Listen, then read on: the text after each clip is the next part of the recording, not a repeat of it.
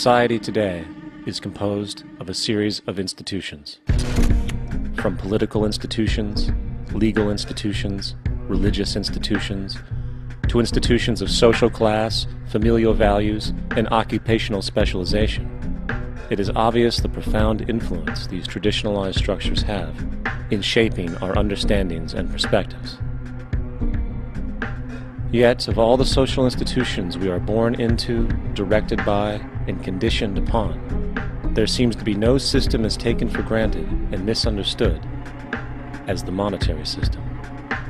Taking on nearly religious proportions, the established monetary institution exists as one of the most unquestioned forms of faith there is. How money is created, the policies by which it is governed, and how it truly affects society are unregistered interests of the great majority of the population.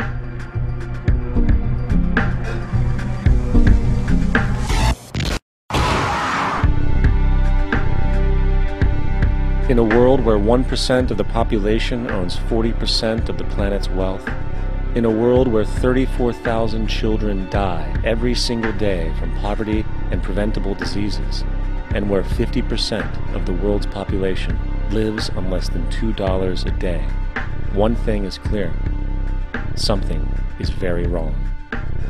And whether we are aware of it or not, the lifeblood of all of our established institutions, and thus society itself, is money. Therefore, understanding this institution of monetary policy is critical to understanding why our lives are the way they are. Unfortunately, economics is often viewed with confusion and boredom.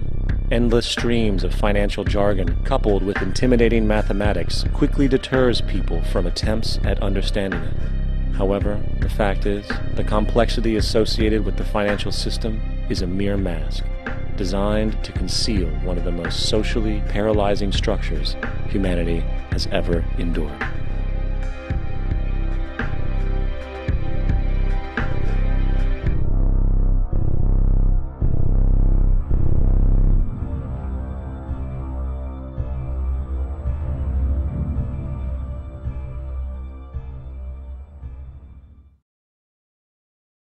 A number of years ago, the Central Bank of the United States, the Federal Reserve, produced a document entitled Modern Money Mechanics. This publication detailed the institutionalized practice of money creation as utilized by the Federal Reserve and the web of global commercial banks it supports. On the opening page, the document states its objective. The purpose of this booklet is to describe the basic process of money creation in a fractional reserve banking system.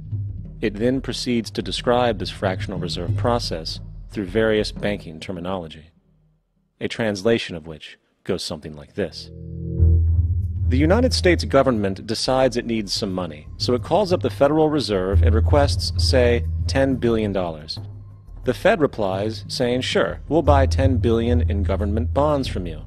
So the government takes some pieces of paper, paints some official-looking designs on them, and calls them treasury bonds.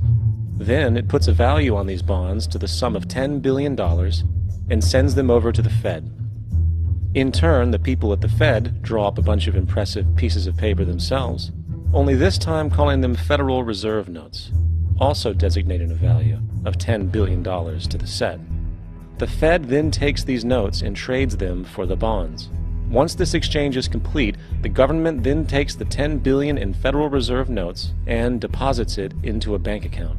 And upon this deposit, the paper notes officially become legal tender money, adding $10 billion to the U.S. money supply. And there it is. $10 billion in new money has been created. Of course, this example is a generalization, for, in reality, this transaction would occur electronically, with no paper used at all. In fact, only 3% of the U.S. money supply exists in physical currency. The other 97% essentially exists in computers alone. Now, government bonds are, by design, instruments of debt. And when the Fed purchases these bonds, with money it essentially created out of thin air, the government is actually promising to pay back that money to the Fed. In other words, the money was created out of debt. This mind-numbing paradox of how money or value can be created out of debt or a liability will become more clear as we further this exercise. So, the exchange has been made and now $10 billion sits in a commercial bank account. Here's where it gets really interesting. For as based on the fractional reserve practice, that $10 billion deposit instantly becomes part of the bank's reserves, just as all deposits do. And regarding reserve requirements, as stated in modern money mechanics, a bank must maintain legally required reserves equal to a prescribed percentage of its deposits. It then quantifies this by stating, under current regulations, the reserve requirement against most transaction accounts is 10%. This means that with a $10 billion deposit, 10% or $1 billion is held as the required reserve, while the other $9 billion is considered an excessive reserve and can be used as the basis for new loans. Now, it is logical to assume that this $9 billion is literally coming out of the existing $10 billion deposit. However, this is actually not the case. What really happens is that the $9 billion is simply created out of thin air on top of the existing $10 billion deposit. This is how the money supply is expanded. As stated in modern money mechanics, of course they, the banks, do not really pay out loans from the money they receive as deposits. If they did this, no additional money would be created. What they do when they make loans is to accept promissory notes, loan contracts, in exchange for credits, money, to the borrower's transaction accounts. In other words, the $9 billion can be created out of nothing simply because there is a demand for such a loan and that there is a $10 billion deposit to satisfy the reserve requirements. Now, let's assume that somebody walks into this bank and borrows the newly available $9 billion. They will then most likely take that money and deposit it into their own bank account.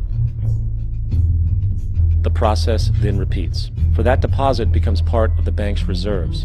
10% is isolated, and in turn 90% of the $9 billion, or $8.1 billion, is now available as newly created money for more loans. And, of course, that 8.1 can be loaned out and redeposited, creating an additional 7.2 billion, to 6.5 billion, to 5.9 billion, etc. This deposit money creation loan cycle can technically go on to infinity. The average mathematical result is that about $90 billion can be created on top of the original $10 billion. In other words, for every deposit that ever occurs in the banking system, about 9 times that amount can be created out of thin air. Money jitters? Ask the obliging Bank of America for a jar of soothing instant money, M-O-N-E-Y, in the form of a convenient personal loan. So, now that we understand how money is created by this fractional reserve banking system, a logical yet elusive question might come to mind. What is actually giving this newly created money value? The answer? The money that already exists. The new money essentially steals value from the existing money supply. For the total pool of money is being increased irrespective to demand for goods and services.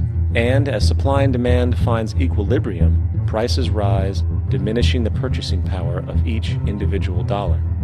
This is generally referred to as inflation, and inflation is essentially a hidden tax on the public. What is the